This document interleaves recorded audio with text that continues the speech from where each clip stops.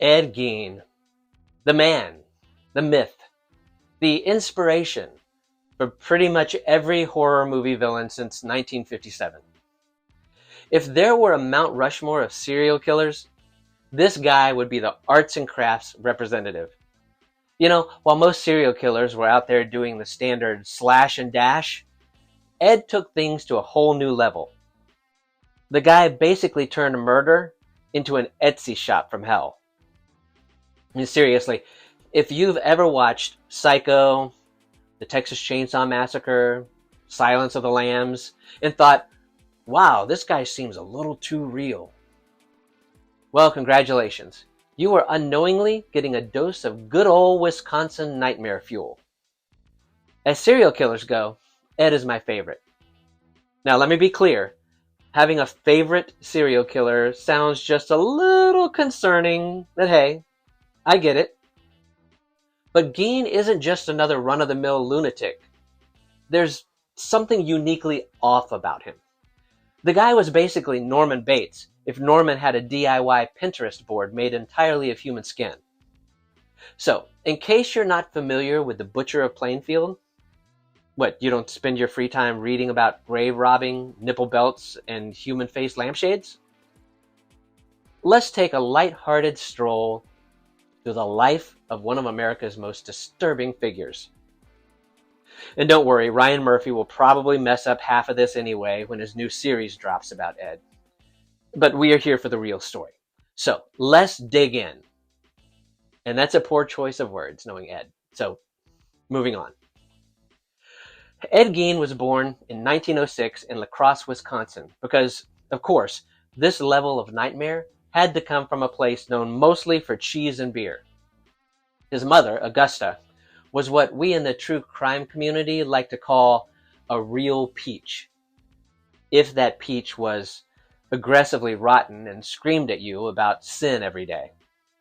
She believed women, except herself, obviously, were the devil's tool, and she made sure her sons knew it. And Ed worshipped his mother, like she was the Pope, Jesus, and the entire cast of Golden Girls combined. Fun fact, if you want to create a future grave-robbing, skin-wearing murder enthusiast, just combine extreme religious fanaticism, social isolation, and an Oedipus complex that would make Freud just throw up his hands and walk away. Ed was basically his mother's pet project, her very own homemade horror show. She read him Bible verses about hellfire and brimstone, told him women were evil temptresses, and made sure he never ever developed normal human relationships. If she'd just let the guy have a single normal conversation with a girl, maybe we wouldn't be here today discussing his handcrafted human furniture collection. But you know, hindsight's 20/20. Meanwhile, his dad, George, was a useless drunk who contributed nothing but disappointment, which is a pretty common theme among serial killer dads. Now, Ed had an older brother, Henry, who seemed mildly aware that their mom was nuttier than a squirrel's winter stash. Henry tried to have a life outside the Gein horror house, but, he dated a woman, Gasp, and occasionally questioned Ed's unhealthy obsession with their mother. So, naturally, this meant Henry had to go. In 1944, the brothers were burning marsh vegetation, and their fire got out of control on the property. So the local fire department showed up, did their thing, and then, surprise, Ed reported Henry missing. A search party went out, and wouldn't you know it, they found Henry's body lying face down, completely unburned, with some suspicious bruising on his head. Now, if you're thinking, that seems incredibly shady, congratulations, you officially have better detective skills than the entire 1940s Wisconsin police force. They ruled it an accident, because why question the weird little man who was way too attached to his mother? That would require effort. So, with Henry out of the picture, it was just Ed and Mommy Dearest. Then, in 1945, Augusta had a stroke, and after one final burst of religious lunacy, kicked the bucket. And folks, if Ed was weird before, this is the moment he fully embraced his future as America's most unsettling DIY enthusiast. With Mommy gone, Ed kept living on their isolated farm, which quickly turned into the Midwest's creepiest house. Instead of, grieving like a normal person, he decided to keep parts of the house exactly as his mother left them, spotless and untouched, while the rest of the house slowly became the set of Hoarder's Nightmare Edition. And yet, his neighbors thought he was just a quirky handyman. "Oh, Ed? Yeah, he's harmless. Just a little weird, but he babysits my kids." Yeah, he really did babysit for people, so sleep tight. Now, Ed took up reading, but not like the fun stuff. Oh no. He became obsessed with anatomy books, Nazi experiments, and tanning human skin.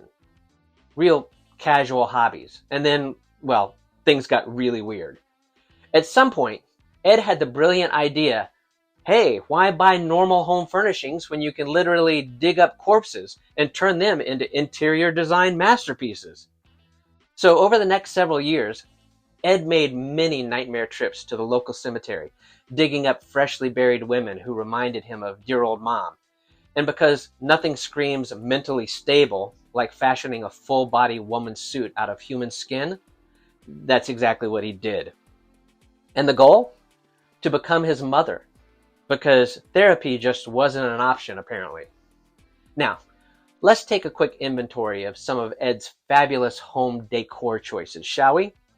There was a lampshade made of human skin, a belt made of nipples, people, bowls made out of skulls, chairs upholstered with human flesh, and the piece de resistance, face masks made from the peeled off skin of his victims. This is next level Martha Stewart, if Martha had a Buffalo Bill starter kit. For all of his grave robbing artistry, Ed eventually decided that fresh bodies were more convenient than digging them up. So in 1954, he killed Mary Hogan, a local tavern owner. Then in 1957, he set his sights on a hardware store owner, Bernice Worden. Now, Ed wasn't exactly the Zodiac killer when it came to getting away with murder. In fact, he left the most obvious clue at the crime scene, a sales receipt for antifreeze with his own name on it. So, when Bernice Worden went missing, and her son, who was a deputy, by the way, saw that the last customer was Ed Gein, it didn't take a genius to figure out where to look. Now, when the cops arrived at his house, let's just say they were not prepared for the horror show they walked into. Skulls, skin suits, human organs. It was like Silence of the Lambs threw up all over the place. So Ed was arrested, declared insane, and spent the rest of his life in a mental institution where he was apparently really chill, like disturbingly friendly. Imagine going to a psychiatric hospital and playing checkers with the guy who literally made a belt out of human flesh. He died in 1984 of cancer, not of execution, not in some dramatic prison fight, cancer, which means his final years were spent in the hospital where people took care of him. The irony is so thick you could spread it on toast. And speaking of irony, he was buried in the same cemetery where he had robbed so many graves. His gravestone was eventually stolen because, of course it was. And thus, Ed Gein became a legend. He inspired Norman Bates, Leatherface, Buffalo Bill, you name it. Hollywood loves a skin-weary, mommy-obsessed weirdo. And now, of course, Hollywood can't resist another Ed Gein project because if there's one thing we definitely need, it's Ryan Murphy taking creative liberties with yet another true crime story. You know he's going to make Ed some kind of tragic, misunderstood anti-hero, probably with musical numbers. So, what have we learned today? If you see a quiet, polite man in a small town, be suspicious. If someone has a disturbingly close relationship with their mother, be even more suspicious. And if a guy starts talking about making furniture out of human skin. Just move to another state. Now, if you've enjoyed this dive into the twisted world of Ed Gein, don't forget to like this video, subscribe to the channel for more bizarre, fascinating content, and drop a comment below. What do you think about Ed Gein's story? I'll see you next time.